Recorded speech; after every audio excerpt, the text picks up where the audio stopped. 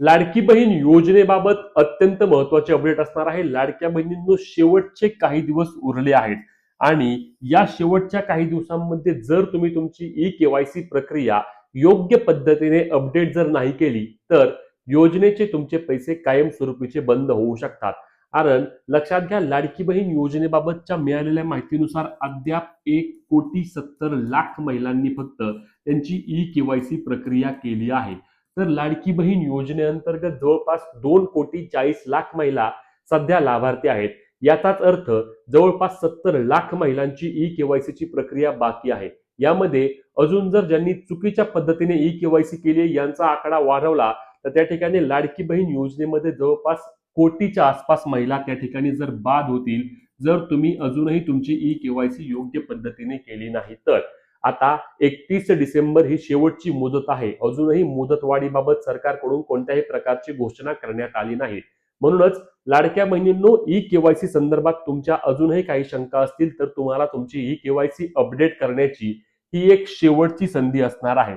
आता यामध्ये तुम्ही म्हणाल की ठीक आहे, सगळं मान्य आहे, परंतु नक्की ही ई-केवायसी अपडेट कोणी करायची आहे?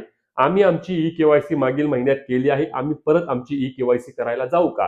कारण असं का होतंय, तर काय विषय काय होतोय की जेव्हा तुम्ही लाडकी बहीण योजनेची वेबसाईट आता उघडता, तर वेबसाईटवर गेल्यानंतर तुम्ही जेव्हा तुमचा आधार नंबर टाकता, जर तुम्ही मागील महिन्यात जरी ई-केवायसी केली असेल तरी देखील तुम्हाला आता परत ई-केवायसी करण्याचा पर्याय उपलब्ध होतो. त्या ठिकाणी तुम्हाला ओटीपी येतो आणि यामुळे अनेक महिलांचा असा विषय झाला आहे की आमची आधी केलेली ई-केवायसी परत डबल का करावी लागत आहे.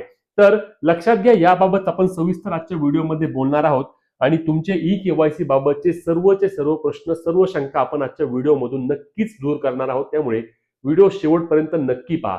तर लाडक्या बहिणींनो, एक गोष्ट यामध्ये सर्वात महत्त्वाची लक्षात घ्या, या ई-केवायसी बाबत आपण आज तुमचे सर्व डाऊट्स क्लिअर करू.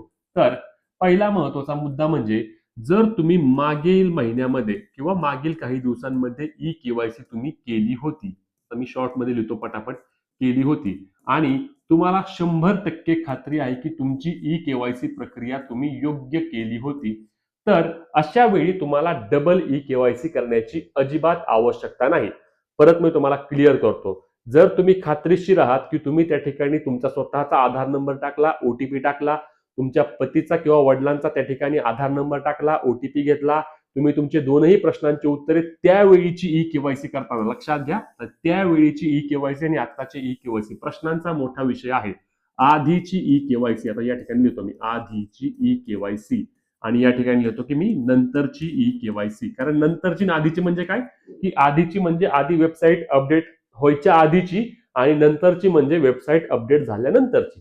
तर आधीच्या ई-केवायसी मध्ये त्या ठिकाणी दोन जे प्रश्न होते त्या दोनही प्रश्नांची उत्तरे तुम्हाला होय आणि होय अशी करायची होती. लक्षात घ्या. मग जर तुम्ही आधी ई-केवायसी करताना मी सांगितल्याप्रमाणे आधार नंबर ओटीपी दोनही प्रोसेस झाल्या, दोनही प्रश्नांची उत्तरे त्या ठिकाणी होय होय केली आणि तुमचा जात प्रवर्ग तुम्ही योग्य पद्धतीने निवडला, जातचा प्रवर्ग होता तो योग्य पद्धतीने निवडून जर तुम्ही तुमची ई-केवायसी केली असेल तर तुम्ही परत ई-केवायसीची वेबसाईटकडे जाऊच नका. काहीही अडचण नाही, तुम्हाला डबल ई-केवायसी करण्याची आवश्यकता अजिबात नाही.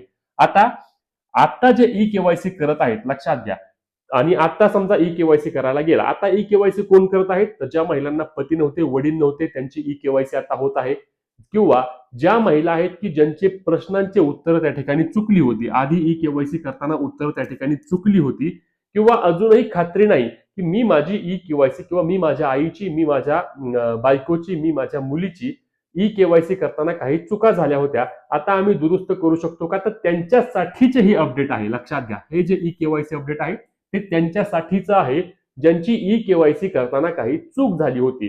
आता जर तुम्ही खात्रीशीर नसाल की जर माझी ई-केवायसी त्यावेळीची बरोबर होती का चुकीची होती, तर तुम्ही 100% आता ई-केवायसी करायला जा, काही अडचण नाही. म्हणजेच तुम्ही जरी आधी ई-केवायसी बरोबर केली असेल, आताही बरोबर केली, तरी देखील योजनेचे पैसे तुमचे चालू राहतील, कुठलीही अडचण येणार नाही. पण जर तुम्ही आधी ई-केवायसी योग्य केली होती आणि आता चुकला, तर आताचीच ई-केवायसी त्या ठिकाणी ग्राह्य धरली जाणार आहे. थोडे कन्फ्युजन आहे, परंतु लगेच घाबरून जाऊ नका. व्यवस्थित ऐकून घ्या मी काय सांगतोय, की जर तुमची आधीची ई-केवायसी बरोबर होती, आधीची म्हणजे वेबसाईट अपडेट व्हायच्या आधीची, आणि आता तुम्ही डबल ई-केवायसी केली आणि आत्ताची चुकली, तर तुमची आत्ताचीच ई-केवायसी ग्राह्य धरली जाईल. म्हणून मी आधीच सांगितलं की ज्यांची 100% खात्री आहे त्यांनी त्या वेबसाईटकडे जाऊच नका, काही तिकडे आपल्याला देणं घेणंच नाही. पण ज्यांना खात्री नाहीये त्यांनी 100% परत वेबसाईटवर जा, त्या ठिकाणी तुमचा आधार नंबर टाका, विवाहित आहात अविवाहित आहात व्यवस्थित माहिती भरा, त्या ठिकाणी पती असतील किंवा वडील असतील त्यांचा आधार नंबर टाका, त्यांचा ओटीपी घ्या आणि ओटीपी घेतल्यानंतर दोनही प्रश्नांच्या इथे आपला नाही नाही हा पर्याय आपल्याला निवडायचा आहे. आता वेबसाईट अपडेट होऊन त्या ठिकाणचे प्रश्न थोडेसे बदलले आहेत म्हणून आपल्याला दोनही ठिकाणी नाही नाही म्हणून जातीचा जो प्रवर्ग आहे तो त्या ठिकाणी योग्य निवडायचा आहे.